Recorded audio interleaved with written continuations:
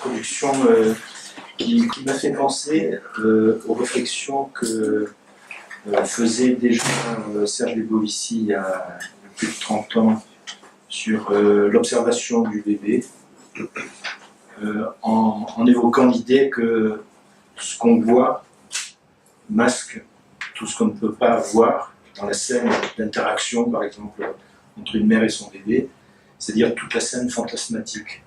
C'est-à-dire peut-être qu'au-delà du tout montrer, tout voir, se situe toujours quelque chose d'inaccessible dans l'immédiateté de la perception, une autre scène, peut-être, qui est celle du registre des fantasmes inconscients en particulier. Voilà. Je vais donner la parole tout de suite à Sylvain Missonnier. Est-ce utile de me présenter, Sylvain? Alors, Sylvain est professeur de psychologie clinique et de psychopathologie, il est directeur du laboratoire de psychologie clinique, psychopathologie, psychanalyse à Paris-Descartes.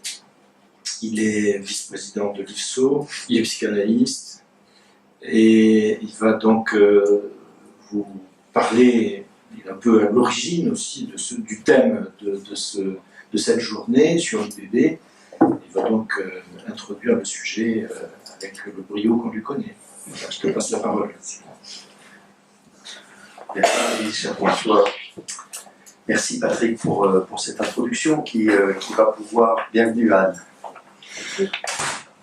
qui va pouvoir me servir aussi de buter, parce que pour vendre la mèche tout de suite, je pense que ce que vous avez évoqué comme les forces obscures en présence, eh bien, elles sont effectivement potentiellement destructrices, fortes, mais elles n'ont d'égal que les forces de créativité et de vie qui leur font face. Donc, je crois que effectivement, l'alarme qui vous anime à travers vos propos, elle est justifiée politiquement, psychologiquement, éthiquement.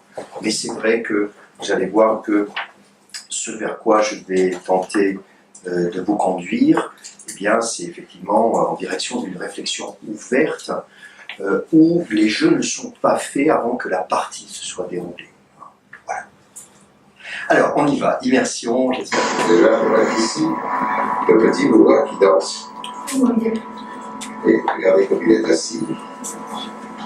Si vous avez son petit pif là. Il est beau. Il est beau, hein? Eh oui, c'est normal, les parents sont beaux aussi. Hein. Il est intelligent, voilà, il se lave déjà la tête.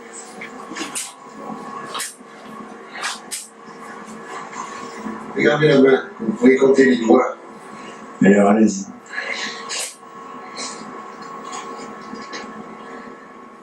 Vous voulez savoir ce que c'est? Absolument. Alors, c'est une petite fille. Voilà, vous avez ici, ça c'est une coupe qui passe juste au niveau de l'entrejambe. Vous avez la fente vulvaire et les grandes lèvres de chaque côté. Il n'y a aucun doute, hein, c'est du 100%. Donc ça c'est les fesses en 3D. Donc c'est un peu comme si on le voyait de profil. Vous voyez, on a les deux cuisses là, le rond des fesses, et entre les jambes, vous voyez qu'il n'y a rien qui dépasse. Il n'y a pas de zizi. Une minute. Vous êtes déjà? Bon, je pense qu'il n'y a pas de scoop, hein. Tout a déjà été, en tout cas, dans un cénacle comme le nôtre ce matin, formulé sur le fait qu'au jour d'aujourd'hui, l'émergence de l'identité du sujet, alors pas dans le monde entier, hein, ce serait du néocolonialisme que de le formuler, mais dans les zones de la planète industrialisée et où l'échographie est véritablement présente, mais il y aurait beaucoup à dire sur toutes les zones de cette planète où l'échographie n'est pas devenue. Dans ces zones-là, effectivement, je crois qu'on peut se risquer à parler de mutation ontologique sans être dans l'esbrouf ni dans l'emphase. L'émergence du sujet en prénatal est maintenant désormais totalement indissociable de la réalité de l'échographie obstétricale. Alors, ce qu'il y a d'intéressant dans le prochain extrait vidéo, c'est que il y a aussi la distanciation du virtuel qui est présente, vous allez en juger. C'est-à-dire qu'il y a finalement une distanciation au carré. Déjà, ouais.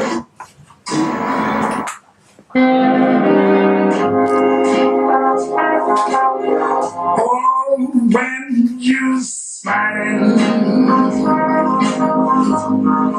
when you smile, the whole world smiles with you. Donc il est quelque part en Syrie, sa femme est à Washington, et donc il assiste grâce à FaceTime à l'échographie. Et donc là, on a un redoublement du virtuel qui, je crois, bien au cœur du sujet dont nous allons parler aujourd'hui.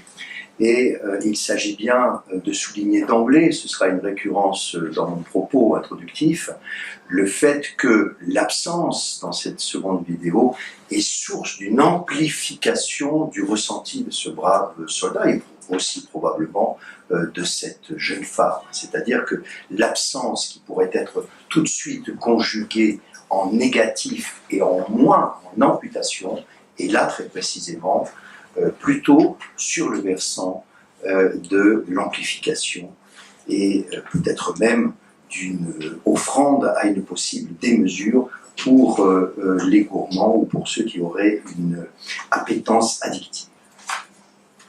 Donc, les processus de maternalité, de paternalité, de conjugalité et du être humain se déploient et s'entrecroisent en prénatal et la réalité virtuelle des échographies obstétricales constitue désormais un des fils de la tresse de la parentalité. Donc là, les extraits que vous voyez, j'aimerais arriver à pouvoir baisser le son, ça coupe. Eh bien, c'est un film de Nils Tavernier, le fils de son père, qui a fait un joli film qui s'appelle L'Odyssée de la vie, et qui est, je crois, dans les groupes de préparation à la naissance et à la parentalité que j'anime depuis maintenant 20 ans. C'est devenu le film référence. Et ce que j'aimerais partager avec vous, c'est que dans la première décennie de cette activité de partage de préparation à la naissance et à la parentalité avec des jeunes parents, qui est un lieu d'observation sociologique tout à fait formidable et enrichissant pour moi, et bien pendant la première décennie, c'est le film de Martineau, Le bébé est une personne, qui était incontestablement le film référence. C'est-à-dire que là, on avait affaire à un bébé véritablement héros brazeltonien, compétent, et c'est vrai, Bernard Wolfs, que nous avons souvent pu commenter ce bébé brazeltonien en disant qu'il était véritablement une formule défensive de déni, de la néoténie, de la fragilité conceptionnelle humaine, et que véritablement, en tout cas, il avait eu un succès tout à fait impressionnant dans les années 70, 80, jusque dans les années 2000, mais c'est vrai que force est de constater qu'il a été totalement supplanté dans les représentations parentales par le nouveau héros de la périnatalité qui est le fœtus. C'est-à-dire que la plupart des devenants parents, c'est une généralité qu'il faudrait évidemment relativiser avec du sur-mesure individuel, mais la tendance générale, c'est qu'au jour d'aujourd'hui, il n'y a plus grand étonnement quand il y a le quart d'heure en séance de préparation à la naissance et à la parentalité sur la vision d'un nouveau-né qui va orienter sa tête, son buste en direction des parents. Par contre, effectivement, il y a une curiosité et il y a une volonté d'en découdre avec ce qu'il en est des interactions fœto-maternelles, fœto-environnementales. Il y a une curiosité tout à fait développée de la part des parents à l'égard du prénatal. J'étais hier à la maternité de Versailles, et j'animais successivement un groupe mixte de préparation et un groupe d'apprentis papa. Et j'ai été assez sidéré de voir dans le groupe d'apprentis papa que un des jeunes hommes, dans le début de cette séance, a repris quelque chose dont j'ai fait mes choux gras dans beaucoup d'articles, c'est-à-dire qu'il a évoqué le Dalai Lama pour dire que sur le toit du monde, au Tibet, on incluait les 9 mois de la grossesse dans l'âge du sujet. C'est-à-dire quand vous demandez au Dalai Lama quel âge il a, eh bien, effectivement, il va vous surprendre, parce que si vous avez chopé sa date de naissance, il va dire un an de plus, parce que lui, il inclut les 9 mois, comme tous les habitants du toit du monde. Donc, ce père disait ça à ses compères en début de séance de préparation à la naissance des apprentis papas pour signifier qu'il n'était pas là par hasard.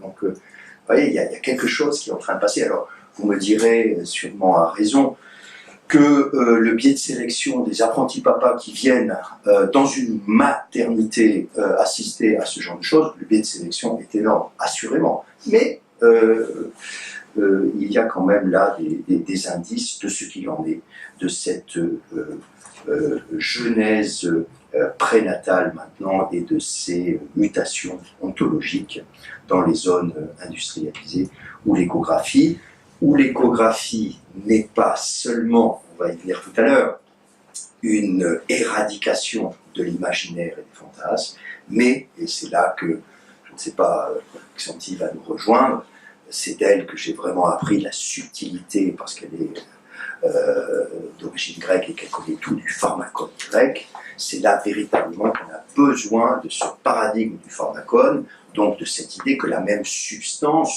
selon le contexte, selon les acteurs, selon les processus interactifs, intrapsychiques, intersubjectifs en présence, eh bien, cela aboutira vers une polarité de la créativité et de la civilisation, ou à l'inverse, vers effectivement l'aliénation, la souffrance et l'empêchement de penser, la désubjectivation, la dépersonnalisation. Mais la partie n'est pas jouée, a priori. Il faut véritablement voir qu'est-ce qui va se passer. Donc cette réduction de la réalité virtuelle au cœur de la conception humaine constitue-t-elle une véritable mutation ontologique périnatale? S'agit-il d'une éruption véritablement nouvelle? Alors, réponse de Normand, réponse de philosophe, oui et non. Et je vais en faire plus sur le non que sur le oui, mais je vais être fair-play et je vais quand même vous dire que, en enfonçant une porte ouverte, oui, la grossesse ancestralement opaque, bon, elle est devenue transparente avec un embryon fœtus devenu patient, et Guillaume Gourincourt, tout à l'heure, viendra de Marseille nous expliquer ce qu'il en est de ces mutations sociologiques, psychologiques, politiques à l'égard de cette métamorphose d'un fœtus inconnu en fœtus patient. Et donc c'est vrai que là, on est vraiment du côté de l'affirmation. Oui, cette mutation ontologique, elle est nouvelle parce qu'elle est indissociable des progrès de l'imagerie médicale, et que si effectivement, au début du siècle dernier, il n'y avait pas eu l'invention des rayons X, s'il te plaît à rappeler là aussi, Bernard, que ça s'est fait au même moment où Freud écrivait La science des rêves, donc l'intérêt pour le dedans, oui, il y a véritablement une intrication, une consubstantialité entre cette émergence et la dérive. Mais le non, vous allez voir que j'y mets toute ma ténacité, le non mérite aussi d'être plaidé, et comme dans tout bon paradoxe, parce que finalement il n'y a que le paradoxe qui vaille pour approcher un petit peu la complexité humaine, eh bien le versant du non, vous allez voir, je vais y insister, il consiste à plaider la thèse suivante: le e-baby n'est qu'une étape d'un processus anthropologique plus global, qui est celui d'Homo virtualis. Homo virtualis dont je me plais à dire qu'il est le véritable moteur de Homo sapiens. Et je vais m'expliquer un peu plus là-dessus. La réalité virtuelle, une histoire de toujours chez Homo virtualis, et la réalité virtuelle numérique, donc le dernier avatar, un espace récent de ce processus. Alors, le refrain, je m'excuse auprès de ceux qui l'ont déjà entendu plusieurs fois. Le refrain consiste à véritablement revenir à la source du virtuel aristotélicien, virtuel de la filière philosophique, redire que vir l'homme et virtus la vertu, et que virtualis c'est le qui existe en puissance, donc le virtuel ne se passe pas au réel, mais à la mise en acte, l'actualisation. La graine contient virtuellement l'arbre, la graine est tout à fait réelle, en tout cas en termes de réalité matérielle. Le processus de devenir arbre actualise la graine, et donc le virtuel est un processus spatio-temporel qui est prospectif. 3 exemples issus du monde artistique qui constituent par essence même la meilleure métaphore de ce désir de transformation-création chez l'humain. On aurait pu le décliner comme l'a fait le roi Gourand en conjuguant les rapports entre l'homme, la matière et l'outil, enfin l'émergence de l'outil et l'amélioration constante des outils. L'échographie n'est qu'un outil contemporain. Je pense que le monde de l'art va me permettre de vous mettre l'accent sur un certain nombre de composantes de ce virtuel philosophique pour que vous compreniez bien l'intérêt qu'il y a de mettre en perspective cette filière épistémologique philosophique du virtuel et l'actualité de la réalité virtuelle numérique d'aujourd'hui. Donc si on prend l'exemple récurrent chez Aristote du sculpteur, l'idée selon Aristote, c'est que quand il va à la marbrière chercher son bloc de marbre et qu'il se fait livrer dans son atelier par Obélix le bloc de marbre, c'est qu'il a dans la tête une intentionnalité consciente. Il a, dira le psychanalyste, une représentation but inconsciente. Et il va se retrouver donc à mettre en œuvre véritablement ce qu'il en est des joies et des peines de l'interaction entre son projet et la matière. Et ceux qui ont fait de la sculpture ici savent que quand on voit un bloc de marbre de l'extérieur, évidemment, nul ne sait ce qu'il en est des veines du marbre que l'on va trouver à l'intérieur. C'est-à-dire que ce que je veux vous soumettre là, c'est que, mais la vie vous l'a déjà appris, c'est que quand on a un projet et qu'on le porte consciemment et préconsciemment et inconsciemment, évidemment, il va y avoir le combat entre ce que l'on désire, ce que l'on souhaite et ce que l'on va véritablement pouvoir effectuer, et très matériellement et concrètement avec la sculpture, ce que la matière va permettre ou refuser face à l'intention du créateur qui n'est pas tout-puissant. Hein, c'est ça le point. C'est-à-dire que le créateur n'est pas tout-puissant.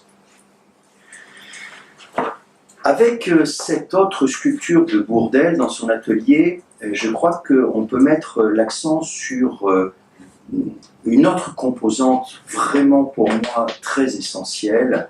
On l'a déjà vu avec la deuxième séquence vidéo en ouverture, du virtuel philosophique et finalement de toute qualification d'un processus virtuel. Un certain nombre d'entre nous avaient des cahiers à l'école il y a très longtemps où il y avait en logo cet Héraclès archer. Et c'est vrai que je crois que si moi personnellement j'ai passé des heures à rêver sur ce petit logo assez insignifiant finalement sur des cahiers Clairefontaine, c'est que probablement, c'est une hypothèse que je vous propose, après sur ce test projectif on pourra discuter tous ensemble tout au long de la journée, c'est que c'est justement l'absence de cordes et l'absence de flèches, bref l'absence qui est un formidable tremplin à la cogitation, à l'imagination et au fantasme. Donc là, il y a quelque chose à présenter radicalement, un processus en cours, mais en enlevant un certain nombre d'éléments, eh bien c'est une offrande, c'est une plasticité, c'est une malléabilité qui est véritablement heureuse pour ce qu'il en est du travail, chez un sujet en pleine santé psychique, biopsychique, un travail de subjectivation. C'est-à-dire que là, on a affaire dans cette sculpture à un tremplin créatif et civilisateur, culturel tout à fait impressionnant. Mais on pourrait dire aussi, bien évidemment, pour ne jamais se lasser de l'image du pharmacone, que chez un certain nombre de sujets, comme n'importe quelle planche du Rorschach ou du TAT, cette absence de cordes et de flèches va venir nourrir la castration, des troubles de la séparation absolument redoutables, enfin bref, tout ce qui peut manquer dans la vie et qui fait grincer l'humain. Un peu plus complexe, je m'en excuse pour ceux qui ne sont pas véritablement rodés à notre métapsychologie psychanalytique, mais je vais essayer de vous dire ça le plus simplement du monde. Ce photomontage de Dali vient effectivement grâce au mouvement, et vous savez probablement depuis bien longtemps que la photo, justement, en arrêtant le mouvement, elle vient justement en décupler la conjugaison dans notre esprit du champ des possibles. C'est-à-dire que ça s'arrête, on voit un sujet en train de marcher, la photo est plein cadre, et le fait que ça soit arrêté, ça fait que nous, quand on regarde la photo, on savoure l'ici et maintenant, mais ensuite on peut partir dans 1000 directions, justement parce que c'est arrêté. Là, je pense que Dali est en plein dans cette zone-là, avec effectivement un certain nombre d'éléments absurdes, plus proches du monde onirique que du monde de la réalité matérielle, et donc je crois véritablement que là, on a une suspension dans l'actuel qui est un activateur effectivement de scénarios imaginaires et fantasmatiques virtuels. Plus encore, il me semble que là, si on se laisse vraiment envahir par cette image, mais peut-être que l'ici et maintenant de ce colloque n'est pas très propice à ça, il faudrait faire ça comme on le fait quand on va tranquillement dans un musée. Mais il me semble que si on se laisse imprégner, si on se laisse prendre par cette image, il y a quelque chose de l'ordre de l'hallucination motrice. C'est-à-dire que ce n'est pas simplement les neurones et le cogito qui est mobilisé. Tisseron nous a proposé de superbes travaux dans psychanalyse de l'image pour nous expliquer ça. Et je pense qu'il y a là, pour le dire tout de go, une commémoration de l'hallucination motrice qui a été pour nous véritablement l'ascenseur développemental dans lequel, bébé, nous avons pu grandir. Et il y a donc une imprégnation, une implication qui va jusque effectivement à rentrer dans l'image, en être non pas l'acteur passif, mais l'acteur impliqué au profit de l'accompagnement du mouvement. Alors, Freud, quand il a pu parler de ça, il n'avait pas l'expérience des jeux vidéo, mais il avait l'expérience de l'art, il avait l'expérience du jeu, il avait l'expérience de ce que sont les fantasmes et les rêveries, il a parlé de suspension du jugement, de réalité.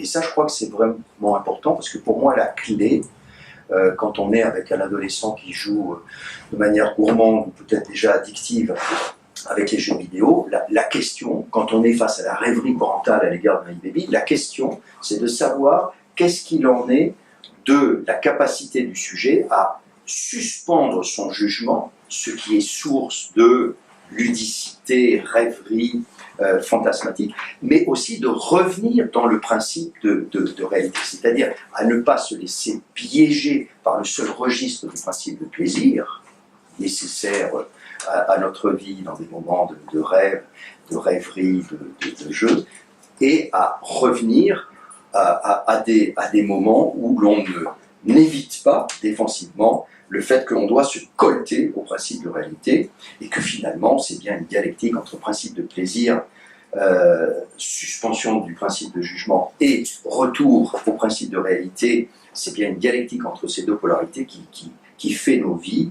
Et je crois que le virtuel est une zone qui met particulièrement en exergue ce qu'il en est de notre souplesse, de nos raideurs sur ce point. On se retrouve avec ce virtuel philosophique, avec une zone métaphorique qui est incroyable. Je vais aller très vite là-dessus parce que le temps presse, mais j'aimerais quand même partager avec vous que, évidemment, en puissance anthropologique, On le conjugue aujourd'hui de manière très aiguë avec la génétique, avec toutes ces histoires de distinction entre le génotype et le phénotype.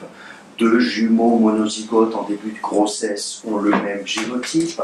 Au bout de 3 mois de grossesse, ce n'est déjà plus vrai et ils n'ont plus le même phénotype. Donc au jour d'aujourd'hui, les questions autour de la pénétrance sont aussi tout à fait intéressantes, c'est-à-dire que là où les généticiens étaient il y a quelques décennies vraiment source de généralisation, on les voit se rapprocher de plus en plus d'une clinique individuée où on se méfie comme de la peste des généralités parce qu'on a besoin de savoir ce qu'il en est de la pénétrance chez tel individu, de telle anomalie génétique qui ne se transmet pas de génération en génération de manière linéaire et tout à fait à l'identique. Bon. Le devenir humain entre hasard et nécessité, il est générique. L'humanisation de l'embryon, l'humanisation potentielle, si difficile à penser sur le plan éthique, on parle beaucoup de Simone Weil actuellement, et tant mieux. C'est vrai que ce paradoxe au jour d'aujourd'hui entre avoir le droit de tuer un embryon fœtus avec la loi sur l'IVG et l'IMG et la possibilité, la nécessité pour des parents d'humaniser cet e-baby. Donc vous imaginez le paradoxe. C'est-à-dire que pour être aujourd'hui des devenants parents en 2018, il faut des amortisseurs de vie très souples. Hein. C'est-à-dire que d'un côté, vous êtes immergé dans un chantier d'humanisation de l'enfant à naître, et en même temps, vous savez que si à la deuxième échographie, on vous dit qu'il y a une anomalie cardiaque et qu'il ne va pas survivre, vous allez vous retrouver nez à nez avec une proposition d'interruption médicale de grossesse. Alors vous pourrez dire non, je veux qu'il meure dans mes bras, mais vous voyez la force du paradoxe, la violence du paradoxe. La transitionnalité, je vais y revenir dans la diapo suivante. Le désir, dira le psychanalyste, bon, je pense qu'il y a vraiment quelque chose dans l'hallucination, dans le fantasme, dans l'empreinte de la sexualité infantile de toute notre vie, quelque chose du en puissance qui va ou pas se réaliser à travers une subjectivation. Et donc, pour me faire comprendre, je pourrais vous dire, en tout cas des cliniciens, que tous les dispositifs, en particulier psychanalytiques, mais probablement tous les dispositifs thérapeutiques, sont peu ou prou des espaces-temps à viser de lever des résistances pour favoriser cette subjectivation des conflits inconscients. Donc probablement que rentrer en travail dans une psychothérapie, c'est bien envisager, faire fructifier un certain nombre d'éléments potentiels qui ont été jusque-là muselés. C'est un peu simple de dire comme ça, mais je pense que ça a quand même un certain sens. Alors pour la transitionnalité, c'est une zone qui est formidablement connue en général de la plupart d'entre vous, donc je vais tenter d'être léger. Je voudrais simplement mettre le focus sur le fait que la transitionnalité à la mode du Winnicott de jeu et réalité, c'est-à-dire d'une transitionnalité qui va jusqu'à l'expression culturelle toute notre vie durant, eh bien, je vous propose d'envisager que le potentiel de Winnicott est vraiment tout à fait proche, sinon synonyme de ce que j'essaye de vous dire, du virtuel de la tradition philosophique. Je pense que c'est une collusion heureuse.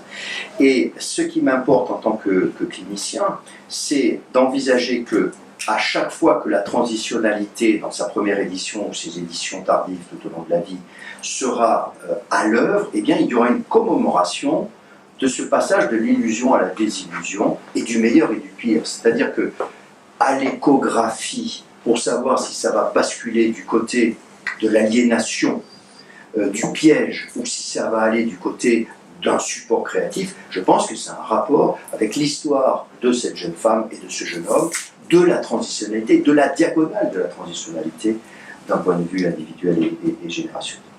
Alors, je finis maintenant dans cette dernière partie rapidement avec un focus sur l'échographie qui représente donc l'espace-temps par lequel je me suis immergé dans la réalité virtuelle, puisque je suis au départ psychologue travaillant en maternité. Dans mes premières années, le diagnostic anténatal n'a pas l'importance qu'il a aujourd'hui. Et puis petit à petit, j'ai vu le nombre de mes consultations, qui au départ n'étaient que avec des parents ayant accouché, j'ai vu le nombre de consultations prénatales augmenter.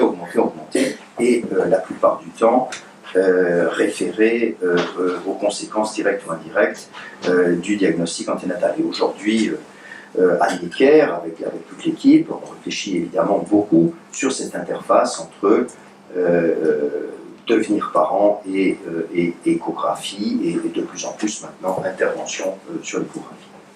Tout ça est né, et ça c'est important que vous l'entendiez, et c'est une occasion non pas de saluer Serge Lévolici mais Michel Soulet, de l'intuition que ce que racontait un certain nombre de nos maîtres, qui consistait à dire que pour une devenant mère névrotico-normale, le fœtus, l'embryon fœtus n'était qu'une extension d'un cystique de son corps propre, bien que ça ne collait. C'est-à-dire que, pour faire simple, une jeune femme plutôt bien dans ses baskets, qui va rentrer dans le chantier formidable de la grossesse et du devenir mère, eh bien sûr, charité bien ordonnée commence par soi-même, elle va s'engager autour du premier trimestre dans quelque chose qui est une assise narcissique, mais progressivement, il va y avoir un travail d'objectivisation, il va y avoir un travail d'humanisation, et il va y avoir un passage, pour le dire un peu lestement, d'un projet de clone à l'étonnement d'un projet d'un humain différent de soi.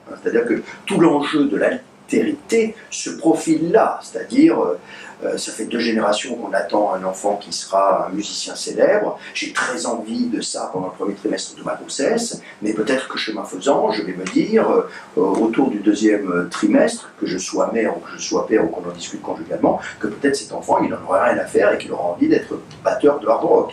Bon. Voilà, c'est-à-dire tout ce débat entre le désir parental, le mandat générationnel et ce qu'il en est de l'enfant. Ceux qui nous ont aussi beaucoup déniaisé, ce sont les parents qui avaient perdu un enfant du dedans, un enfant de la grossesse, et qui sont venus nous dire, nous expliquer que vraiment nos histoires d'enfants narcissiques, ça ne collait pas du tout, et que le deuil très spécifique qu'il devait accomplir à l'égard de cet enfant en construction, c'était un deuil très particulier. On est sans doute un peu décalé par rapport à la norme de deuil et mélancolie parce que ce n'est pas le deuil d'un objet total, mais qu'en tout cas, c'était être vraiment totalement à côté de la réalité que de croire que ça ne correspondait à rien. Et les soignants, vous le savez, pendant très longtemps, ont été dans une banalisation cruelle. C'est pas très grave, faites-en vite un autre, alors qu'on sait très bien que pour des parents, perdre un enfant de la grossesse, ce peut être, ça dépend, c'est du sur-mesure ça aussi, ce peut être effectivement un deuil tout à fait redoutable d'une identité en construction. Voilà, alors j'ai proposé sur ce fait la notion de relation d'objet virtuel autour de cette échographie pour essayer de ramasser ce que on considère maintenant comme complètement acquis en postnatal, c'est-à-dire le modèle interactif. J'ai essayé de le décliner en prénatal, en imaginant que ce chantier formidable de la grossesse pour le devenir mère et pour le devenir père, eh bien c'était la rencontre, l'intrication de 2 processus interactifs entre le devenant parent, que j'ai métaphoriquement comparé avec la nidification, et puis, pour que l'embryon fœtus ne soit pas ciblé, que le e-baby soit véritablement présent avec son identité émergente, eh bien, j'ai parlé d'une nidation de ce côté-là, où l'épigénèse embryo-fœtale, l'intersubjectivité primaire à la Treverton, l'identité conceptionnelle de Benoît Bayle, vient bien signifier qu'il est un acteur à part entière dès le premier temps de la grossesse. Alors cette relation d'objet virtuel, très évidemment proche de tous les conflits archaïques contenu-contenant, j'essaye aussi d'en décrire des résonances toute la vie durant. Dans l'échographie, ce que nous avons aussi appris avec le courant, Marie-Josée Soulieu et Michel Soulet, c'est que bien sûr, il y a le maillon du virtuel philosophique, du en puissance, mais il y a aussi exactement la force dans l'autre sens. Et c'est ce que Pierre Lévy, un grand connaisseur d'une réalité virtuelle dans ses premières émergences il y a une quinzaine d'années, a décrit comme un processus de virtualisation. Et ça intéresse vraiment les psychologues, les psychiatres et les psychanalystes, parce que la virtualisation, c'est une problématisation qui renvoie vers les origines. Et c'est pour ça, si vous voulez, que j'ai mis évidemment l'affiche du film de l'histoire étrange de Benjamin Button, film formidable fait à partir de la nouvelle de Scott Fitzgerald, Francis Scott Fitzgerald, où un bébé né vieux, et plus il avance dans la vie, plus il est jeune. C'est-à-dire que c'est le schéma inverse du schéma classique. Et de manière plus mesurée, l'image classique des saumons qui viennent pondre là où ils sont nés va dans ce sens-là. Alors, parlons clair.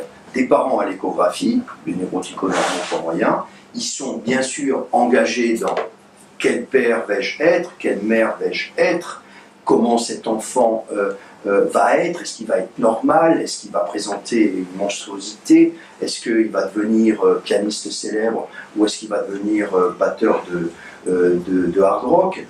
Ça c'est le prospectif. Mais il y a aussi, je pense, dans le virtuel, depuis Aristote jusqu'à aujourd'hui, il y a quelque chose de l'ordre de l'interrogation sur cette virtualisation, c'est-à-dire sur ce retour aux sources. Et c'est exactement, précisément, dans notre culture de périnataliste en France, la transparence psychique de Monique Bilowski, c'est-à-dire ce que décrivaient déjà Hélène Deutsch, Bibring et Benedek, des femmes psychanalystes qui se sont vraiment interrogées sur cette revisitation de soi, sur cette revisitation générationnelle. Donc, là aussi, l'image du pharmacone nous est nécessaire, c'est-à-dire de la possibilité de se revisiter dans une perspective réformatrice et maturative et civilisatrice, mais aussi, quelquefois, parce que justement, il y a un certain nombre de zones qui sont trop souffrantes, trop traumatiques, qu'on ne peut pas revisiter, la possibilité de s'engager dans ce travail de rétrospectif et de revisitation de soi et de ses origines générationnelles.